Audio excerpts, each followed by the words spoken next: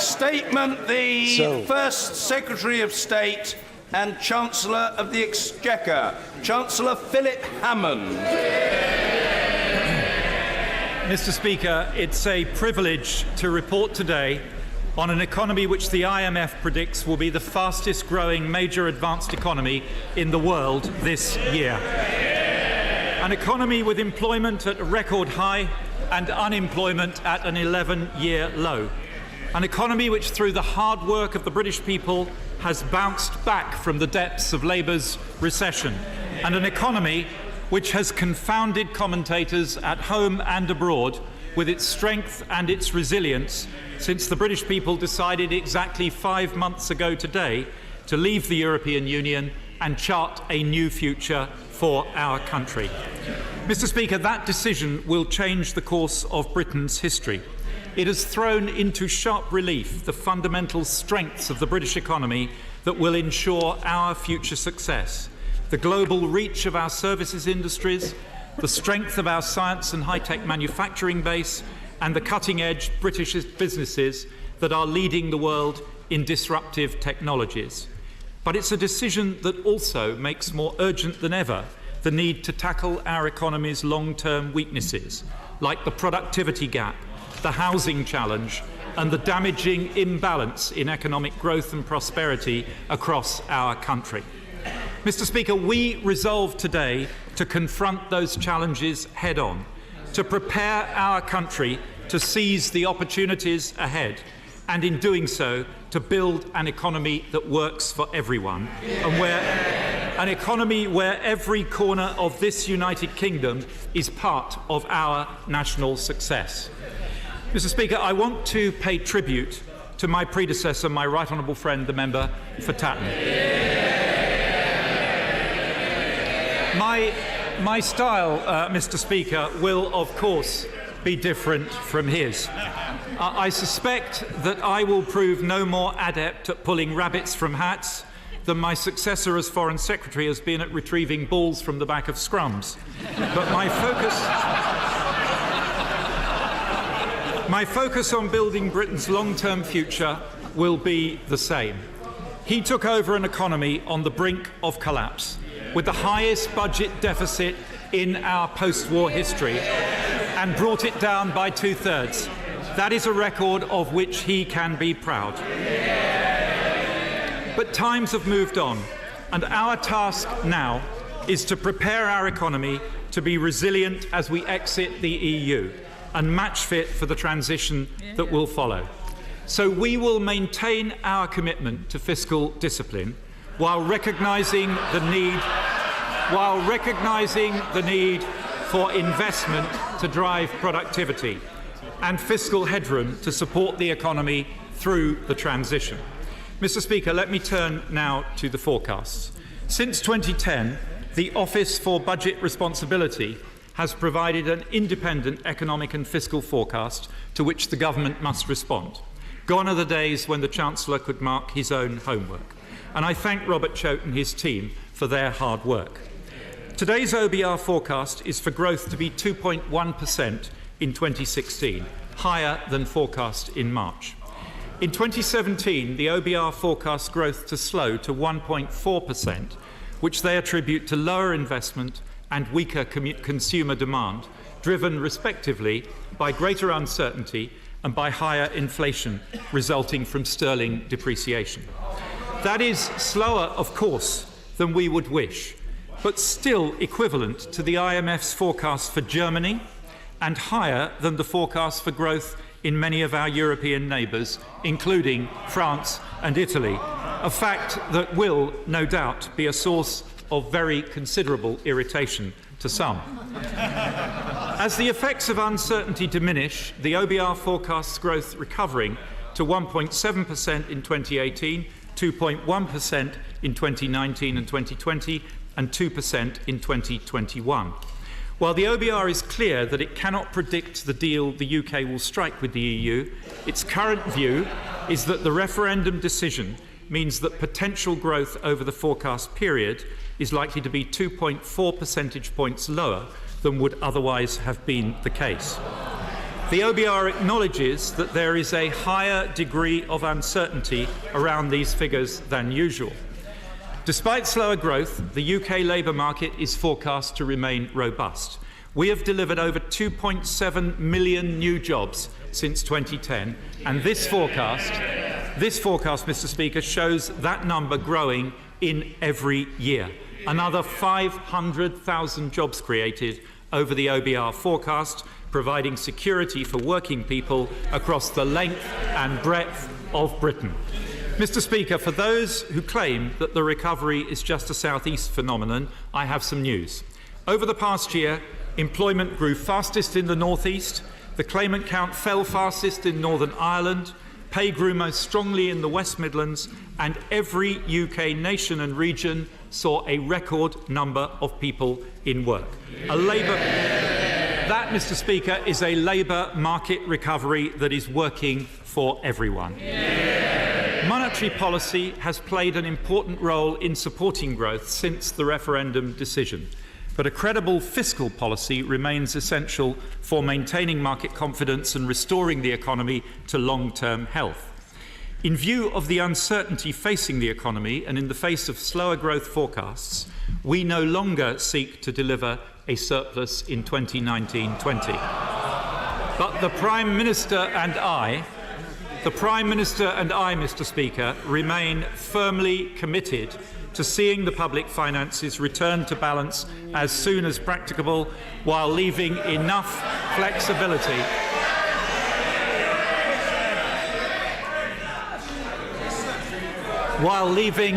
flexibility to support the economy in the near term. Today, I am publishing a new draft charter for budget responsibility with 3 fiscal rules. First, the public finances should be returned to balance as early as possible in the next Parliament, and in the interim, Mr. Speaker, cyclically adjusted borrowing should be below 2% by the end of this Parliament. Second, that public sector net debt as a share of GDP must be falling by the end of this Parliament.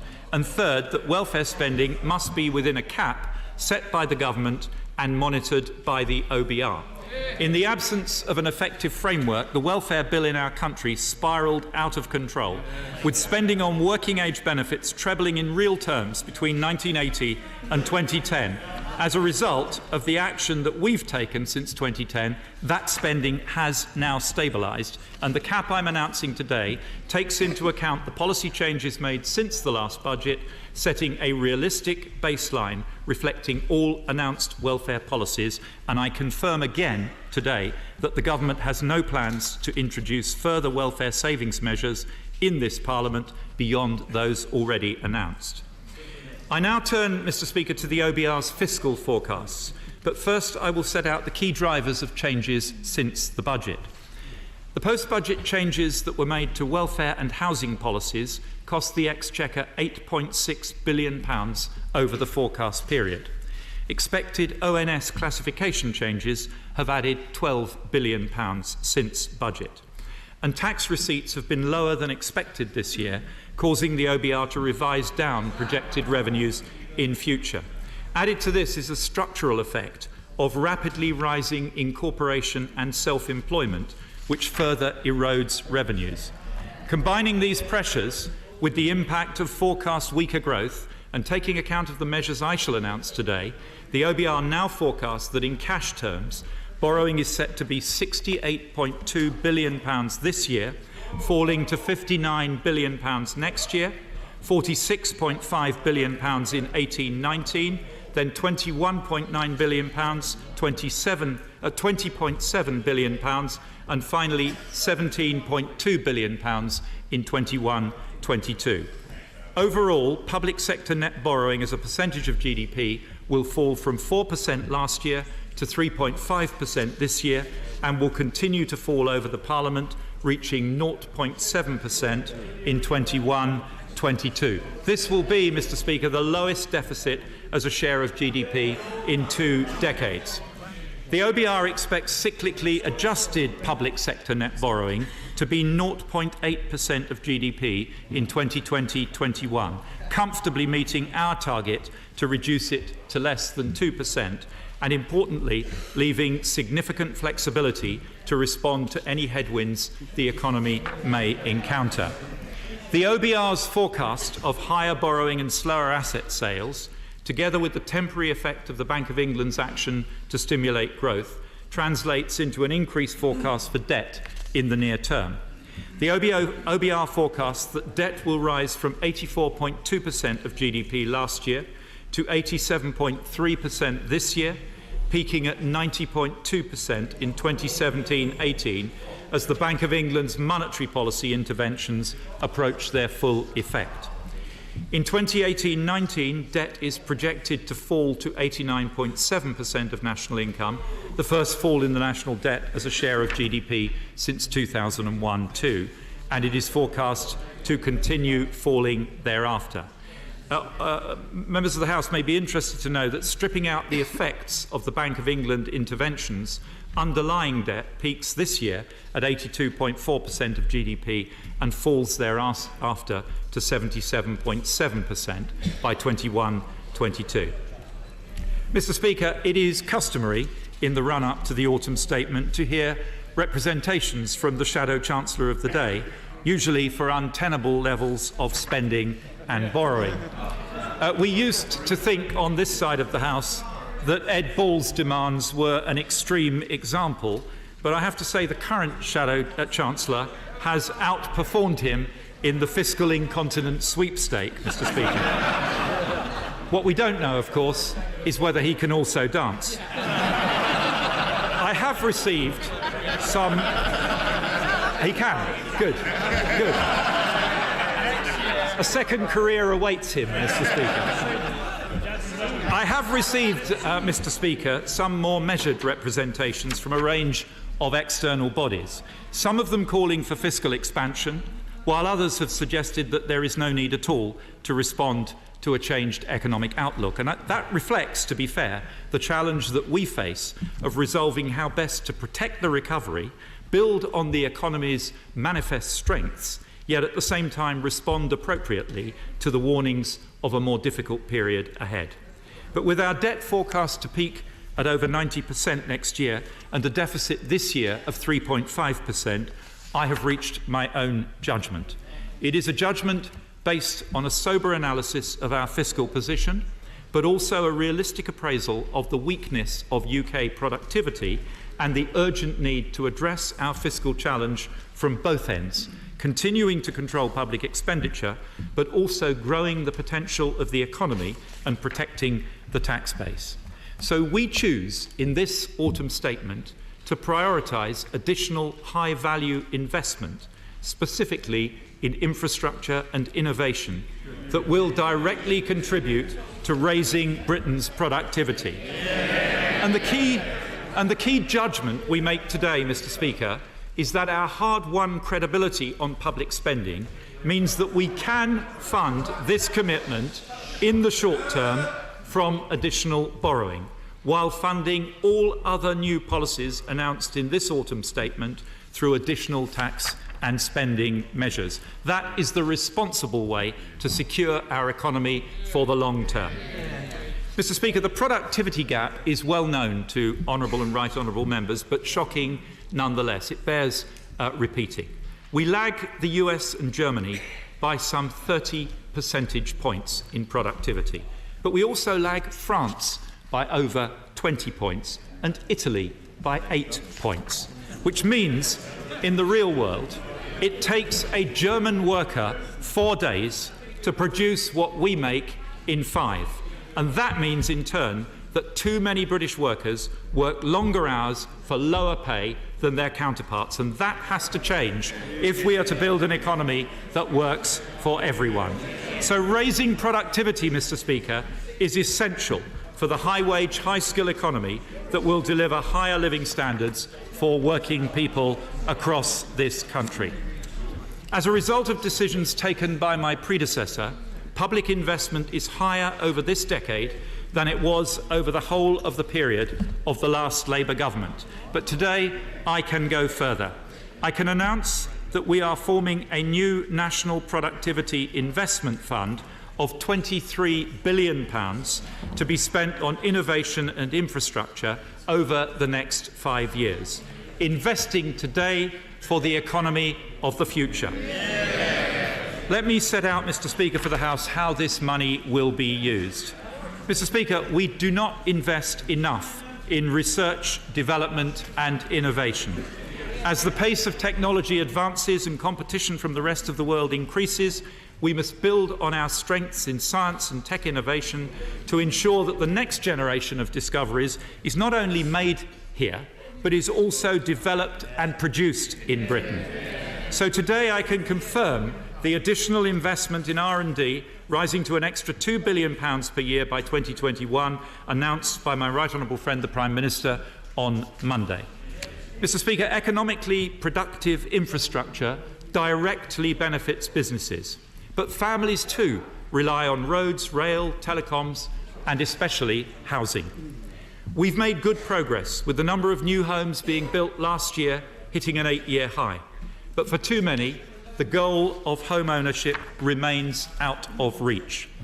In October, my right honourable friend, the Communities Secretary, launched the £3 billion Home Builders Fund to unlock over 200,000 homes and up to £2 billion to accelerate construction on public sector land. But we must go further still. The challenge of delivering the housing we so desperately need in the places where it is currently least affordable is not, of course, a new one, but the effect of unaffordable housing on our nation's productivity makes it an urgent one. My right honourable friend, the Communities Secretary, will bring forward a housing white paper in due course addressing these long-term challenges. But in the meantime, we can take further steps.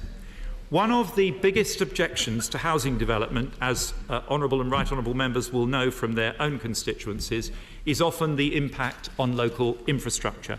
So we will focus government infrastructure investment to unlock land for housing, with a new £2.3 billion housing infrastructure fund to deliver infrastructure for up to 100,000 new homes in areas of high demand. And to provide affordable housing that supports a wide range of need, we will invest a further £1.4 billion to deliver 40,000 additional affordable homes. And I will also relax restrictions on government grant to allow providers to deliver a wider range of housing types. I can also announce a large-scale regional pilot of right to buy for housing association tenants and continued support for home ownership through the Help to Buy equity loan scheme and the Help to Buy ISA. Mr. Speaker, this package means that over the course of this Parliament, the Government expects to more than double, in real terms, annual capital spending on housing. Coupled with our resolve to tackle the long-term challenges of land supply, this commitment to housing delivery represents a step change in our ambition to increase the supply of homes for sale and for rent, to deliver a housing market that works for everyone. Mr. Speaker, reliable transport networks are essential to growth and productivity. So this autumn statement commits significant additional funding to help keep Britain moving now and to invest in the transport networks and vehicles of the future. I will commit an additional £1.1 billion of investment in English local transport networks, where small investments can often offer big wins. £220 million additionally to address traffic pinch points on strategic roads, £450 million to trial digital signalling on our railways to achieve a step change in reliability and to squeeze more capacity out of our existing rail infrastructure, something I know the Leader of the Opposition will welcome. And finally, Mr. Speaker, £390 million to build on our competitive advantage in low-emission vehicles and the development of connected autonomous vehicles, plus 100% first-year capital allowance for the installation of electric vehicle charging infrastructure.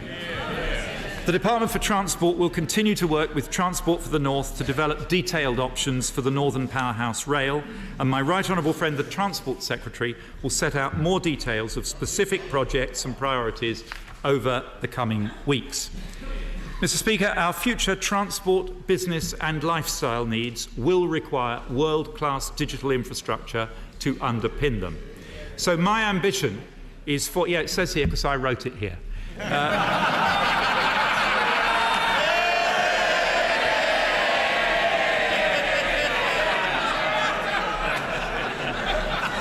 So my ambition, Mr. Speaker, is for the UK to be a world leader in 5G. That means a full fibre network, a step change in speed, security and reliability. So we will invest over £1 billion in our digital infrastructure to catalyse private investment in fibre networks and to support 5G trials. And from April, we will introduce 100% business rates relief for a 5-year period on new fibre infrastructure, supporting further rollout of fibre to homes and businesses.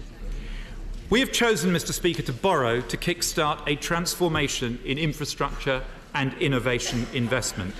But we must sustain this effort over the long term if we're to make a lasting difference to the UK's productivity performance. So today I have written to the National Infrastructure Commission to ask them to make their recommendations on the future infrastructure needs of the country using the assumption that the government will invest between 1% and 1.2% of GDP every year from 2020 in economic infrastructure covered by the Commission. To put that in context, we'll spend around 0.8% of GDP on the same definition this year. I am also backing the Commission's interim recommendations on the Oxford-Cambridge Growth Corridor published last week, with £110 million of funding for East West Rail and a commitment to deliver the new Oxford to Cambridge Expressway. But, Mr. Speaker, this project can be more than just a transport link. It can become a transformational tech corridor drawing on the world-class research strengths of our two best-known universities. So I welcome the Commission's continuing work on delivery model options, and we will carefully consider its final recommendations in due course. The major increase in infrastructure spending I've announced today will represent a significant increase in funding through the Barnett formula of over £250 million to the Northern Ireland Executive, £400 million to the Welsh Government and £800 million to the Scottish Government. But, Mr. Speaker, I'm sure he will in a moment. But, Mr. Speaker, public investment is only part of the picture. About half of our economic infrastructure is financed by the private sector, and we will continue to support that investment through the UK Guarantee Scheme, which I am today extending until at least 2026. The new capital investment I've announced will provide the financial backbone for the government's industrial strategy, which the Prime Minister spoke about on Monday, a firm foundation upon which my right honourable friend, the Business Secretary, will work with industry to build our ambition of an economy that works for all. And I can announce 4 further measures to back business. I'm doubling UK export finance capacity to make it easier for British businesses to export. I'm funding Charlie Mayfield's business-led initiative to boost management skills across British businesses. And I'm taking a first step to tackle the long-standing problem of our fastest-growing start-up tech firms being snapped up by bigger companies rather than growing to scale by injecting an initial £400 million into venture capital funds through the British Business Bank, unlocking £1 billion of new finance for growing firms. And I'm also launching today a Treasury-led review of the barriers to accessing patient capital in the UK so that we can take further action to address them. Mr. Speaker, this government recognises that for too long economic growth in our country has been too concentrated in London and the South East. That is not just a social problem, it's an economic problem. London is one of the highest productivity cities in the world, and we should celebrate that fact. But no other major developed economy has such a gap between the productivity of its capital city and its second and third cities. So we must drive up the performance of our regional cities. Today, we publish our strategy for addressing productivity barriers in the Northern Powerhouse and give the go-ahead to a programme of major road schemes in the north. Our Midlands Engine strategy will follow shortly, but I am today providing funding so that the evaluation study for the Midlands Rail Hub can go ahead. In addition, we are investing in local infrastructure in every region of England. I can announce the allocation of £1.8 billion from the Local Growth Fund to the English regions, £556 million to local enterprise partnerships in the north of England, £542 million to the Midlands and East of England, and £683 million to LEPs in the South West, South East and London. We will announce the detailed breakdown of allocations to individual LEPs shortly. Devolution, Mr. Speaker, remains at the heart of this government's approach to supporting local growth, and we recommit today to our city deals with Swansea, Edinburgh, North Wales and Tay cities. And I can announce today that we are beginning negotiations on a city deal for Stirling so that every single city in Scotland will be on course to have a city deal. To support new mayoral combined authorities in England, I can announce that we will grant them new borrowing powers to reflect their new responsibilities. And while we continue discussions with London and the West Midlands on possible devolution of further powers, I can announce today that London will receive £3.15 billion as its share of national affordable housing funding to deliver a commitment of over 90,000 affordable homes, and also that we are devolving to London the adult education budget and giving London greater control over the delivery of employment support services for the hardest to help. Mr. Speaker, I have deliberately avoided making this statement into a long list of individual projects being supported.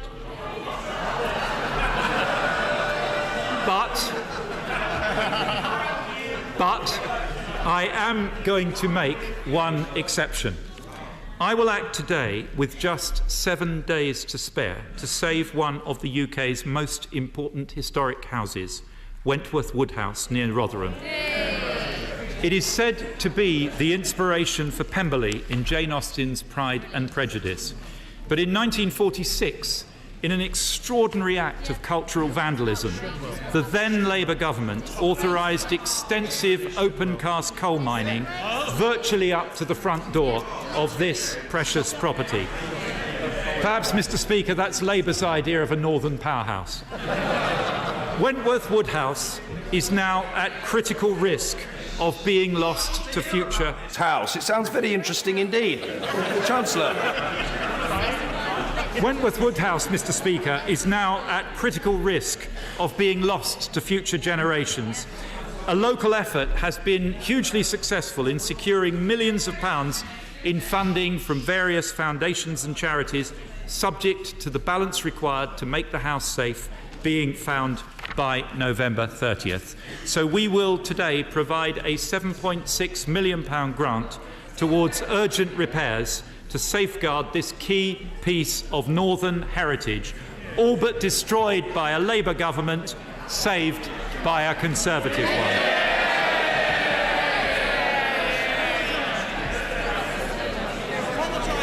I can also, Mr.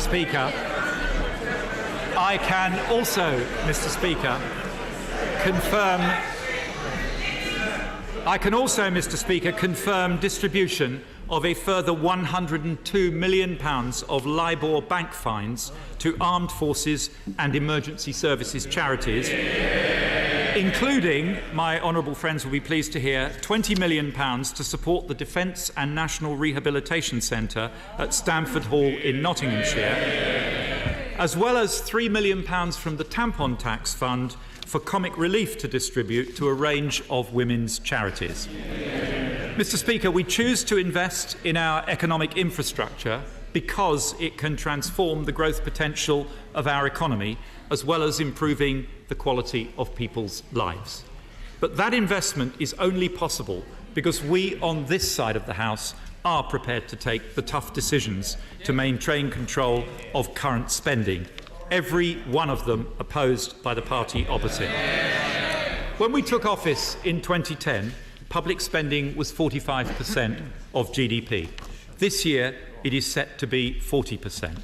And during those 6 years, we've seen crime fall by more than a quarter, the highest proportion ever of good or outstanding schools. The number of doctors has increased by 10,000 in our NHS, pensioner poverty at its lowest level ever, the lowest ever number of children being raised in workless households, and the highest ever number of young people going on to study full-time at university.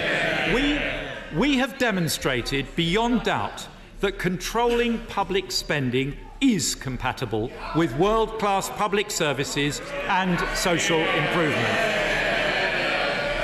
But as the OBR's debt projections demonstrate, we have more work to do to eliminate the deficit. So departmental spending plans set out in the spending review last autumn will remain in place, and departmental expenditure in 21-22 will grow in line with inflation. The £3.5 billion of savings to be delivered through the efficiency review announced at the budget and led by my right honourable friend the Chief Secretary must be delivered in full. I have, however, exceptionally agreed to provide additional funding to the Ministry of Justice to tackle urgent prison safety issues, increasing the number of prison officers by 2,500. Mr. Speaker, having run 2 large spending departments in previous roles, I came to this job with some very clear views about the relationship between the Treasury and spending departments. I want departments to be incentivised to drive efficiencies, and I want the Treasury to be an enabler for good, effective spending across government.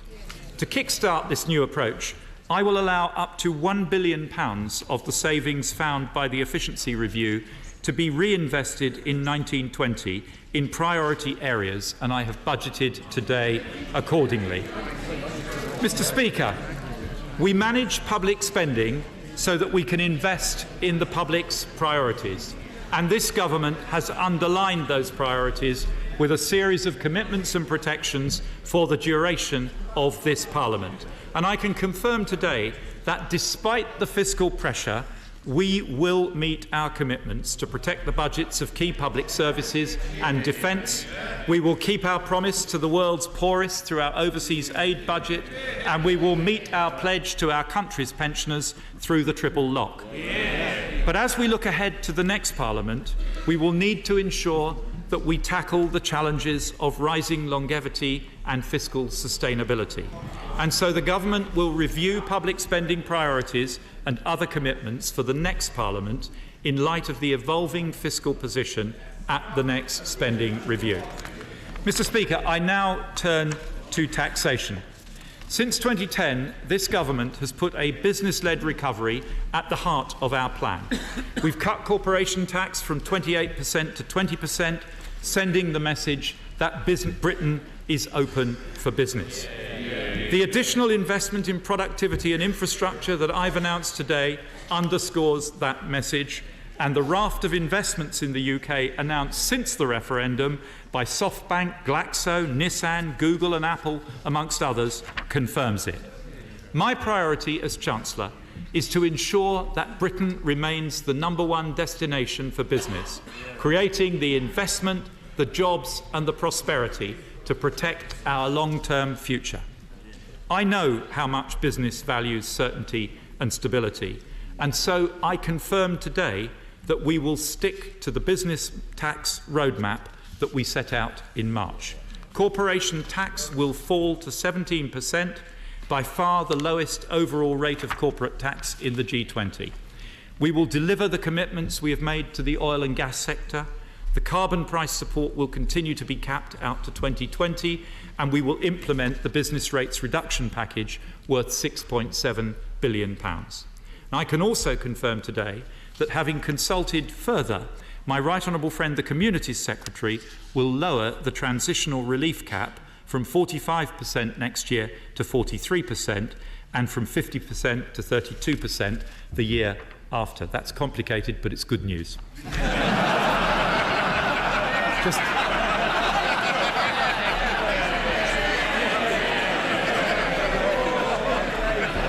Just in case anybody wasn't sure, Mr. Speaker. And I will also increase the rural rate relief to 100%, giving small businesses in rural areas a tax break worth up to £2,900 per year. But, Mr. Speaker, in return for these highly competitive tax rates, the tax base must be sustainable. From April 2017, we will align the employee and employer national insurance thresholds at £157 per week.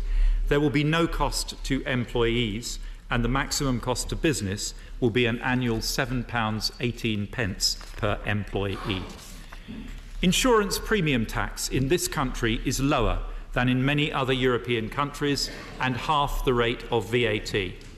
In order to raise revenue, which is required to fund the spending commitments I am making today, it will rise from 10% currently to 12% from next June. At the same time, I can confirm that the government's commitment to legislate next year to end the compensation culture surrounding whiplash claims, a major area of insurance fraud, and that will save drivers an average of £40 on their annual premiums. Mr. Speaker, technological progress is changing the way people live and the way they work. The tax system needs to keep pace. For example, the OBR has highlighted today the growing cost to the Exchequer of incorporation. So the government will consider how we can ensure that the taxation of different ways of working is fair between different individuals doing essentially the same work, and sustains the tax base as the economy undergoes rapid change. We will consult in due course on any proposed changes. In the meantime, the government will take action now to reduce the difference between the treatment of cash earnings and benefits. The majority of employees pay tax on a cash salary, but some are able to sacrifice salary by agreement with their employer and pay much lower tax on benefits in kind. This is unfair, and so from April 2017, employers and employees who use these schemes will pay the same taxes as everyone else. Following consultation with stakeholders, ultra-low emission cars, pension savings, childcare and the Cycle to Work scheme will be excluded from this change. And certain long-term arrangements will be protected until April 2021. For pensions that have been drawn down, I will also reduce to £4,000 the money purchase annual allowance to prevent inappropriate double tax relief being gained. This government, Mr. Speaker, has done more than any other to tackle tax evasion, avoidance and aggressive tax planning. And the UK tax gap, it may surprise some honourable members opposite to hear, is now one of the lowest in the world. But we must constantly be alert to new threats to our tax base and be willing to move swiftly to counter them. At the budget, we committed to removing the tax benefits of disguised earnings for employees, and I am now going to do the same for the self-employed and employers, raising a further £630 million over the forecast period. We will shut down inappropriate use of the VAT flat rate scheme that was put in place to help small businesses. We will abolish the tax advantages linked to employee shareholder status in response to growing evidence that it is being primarily used for tax planning purposes by high-earning individuals. And we will introduce a new penalty for those who enable the use of a tax avoidance scheme that HMRC later challenges and defeats. These measures and others set out in the autumn statement document raise around £2 billion over the forecast period. Mr. Speaker, there is understandable public concern that the pitch is tilted in favour of large multinational groups which are able to use cross-border structures to manage their tax liabilities.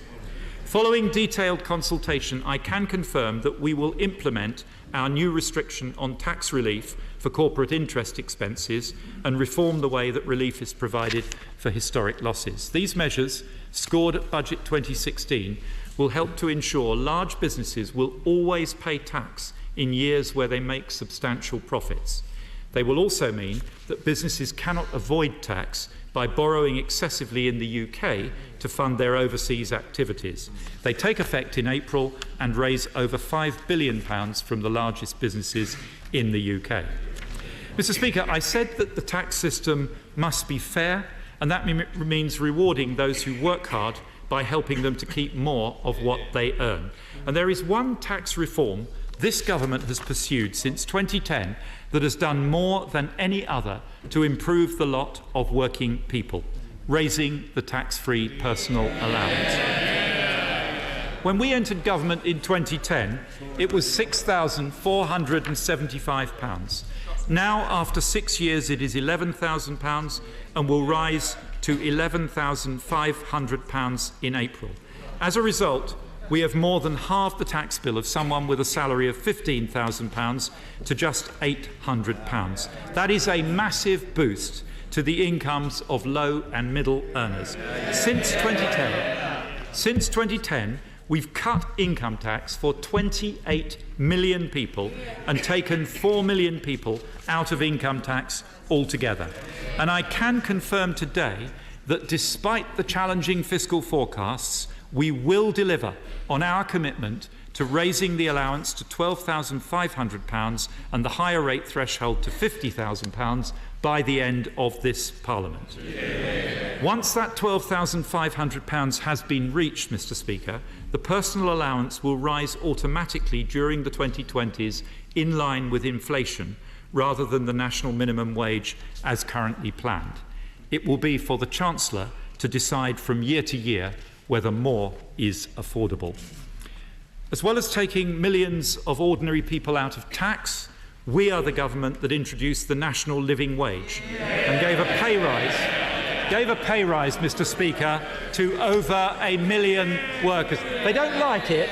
A Tory government gave a pay rise to over 1 million of the lowest paid workers. We are the government that introduced 15 hours a week of free childcare for all 3- and 4-year-olds and will double that for working families from September. The government whose education reforms have raised standards and expanded opportunity, with 1.4 million more children now in good or outstanding schools. And the new capital funding that I've provided today for grammar schools will help to continue that trend. And we, Mr. Speaker, are the government that pledged to invest in our NHS, and we are delivering on that promise, backing the NHS 5-year forward view plan for the future with £10 billion of additional funding by the end of 2020-2021. But we recognise that more needs to be done to help families make ends meet and to ensure every household has opportunities to prosper. So today I can announce that the national living wage will increase from £7.20 to £7.50 in April next year. That's a pay rise worth over £500 a year to a full-time worker. Mr. Speaker, creating jobs, lowering taxes and raising wages addresses directly the concerns of ordinary families. And the revenue-raising measures that I've announced today enable me to go further to help families on low wages. Universal credit is an important reform to our benefit system and is designed to make sure that work always pays. We want to reinforce that position. I have considered very carefully the arguments made by my right honourable friend, the member for Chinkford and Woodford Green, by my honourable friend, the member for Enfield Southgate, and others, and weighed them carefully against the fiscal constraints we are facing. I have concluded that from April we can reduce the universal credit taper rate from 65% to 63%. This is effectively a targeted tax cut worth £700 million a year by 21-22 for those in work on low incomes. It will increase the incentive to work and encourage progression in work, and it will help 3 million households across our country. Mr. Speaker, we believe that a market economy is the best way of delivering sustained prosperity for the British people. We will always support a market-led approach, but we will not be afraid to intervene where there is evidence of market failure. We will look carefully over the coming months at the functioning of key markets, including the retail energy market, to make sure they are functioning fairly for all consumers. And in the private rental market, letting agents are currently able to charge unregulated fees to tenants. We've seen these fees spiral, despite attempts to regulate them, often to hundreds of pounds. This is wrong. Landlords appoint letting agents and landlords should meet their fees. So I can announce today that we will ban fees to tenants as soon as possible. And also, Mr. Speaker, we will consult on how best to ban pensions cold calling and a wider range of pension scams. We can also help today those who rely on income from modest savings to get by. Low interest rates have helped our economy recover, but they've significantly reduced the interest people can earn on their cash savings. So we will launch a new market-leading savings bond through NS&I. The detail will be announced at the budget, but we expect our new investment bond will have an interest rate of around 2.2% gross and a term of 3 years. Savers will be able to deposit up to £3,000, and we expect around 2 million people to benefit. Mr. Speaker, the announcements I have made today lower taxes on working people, boost wages, back savers and bear down on bills. In early 2017, we will begin the rollout of tax-free childcare across Britain, providing a saving of up to £2,000 per child. And once it's rolled out, we pledge to keep it under review to ensure that it is indeed delivering the support they need to working families. There is one further area of household expenditure where the government can help. The oil price has risen by over 60% since January, and sterling has declined by 15% against the dollar. That means, of course, significant pressure on prices at the pumps here in Britain. So today, we stand on the side of millions of hard-working people in our country by cancelling the fuel duty rise for the 7th successive year. In total, this saves the average car driver £130 a year and the average van driver £350 a year. This is a tax cut worth £850 million next year, Mr. Speaker, and means the current fuel duty freeze is the longest for 40 years. Mr. Speaker, I have one further announcement to make. This is my first autumn statement as Chancellor. After careful consideration and detailed discussion with the Prime Minister, I have decided that it will also be my last. Mr. Speaker, I am abolishing the autumn statement.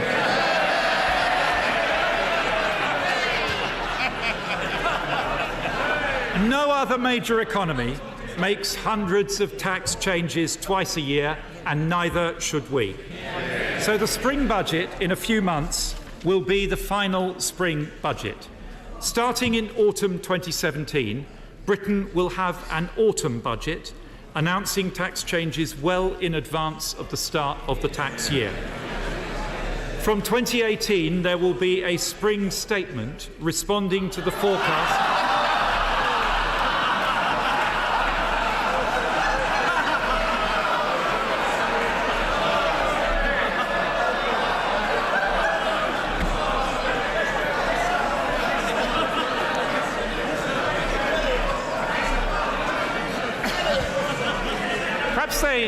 Perhaps they should have read their briefing, Mr. Speaker. A great state of emotion. Some people are very easily humoured. I'm glad to see they're so humoured. But we must hear the Chancellor. Chancellor. Perhaps they should have read their briefing, Mr. Speaker, because they might remember that Parliament has mandated the Office of Budget Responsibility to produce a report to Parliament twice a year and has mandated the government to reply to it. So from 2018, there will be a spring statement responding to the forecast from the OBR, but no major fiscal event. If unexpected changes in the economy require it, I will, of course, reserve the right to announce actions at the spring statement, but I will not make significant changes twice a year just for the sake of it. This change will allow for greater parliamentary scrutiny of budget measures ahead of their implementation. Mr. Speaker, this is a long overdue reform to our tax policy making process and brings the UK into line with best practice recommended by the IMF, the IFS, Institute for Government and many others. Mr. Speaker, the OBR report today confirms the underlying strength and resilience of the British economy.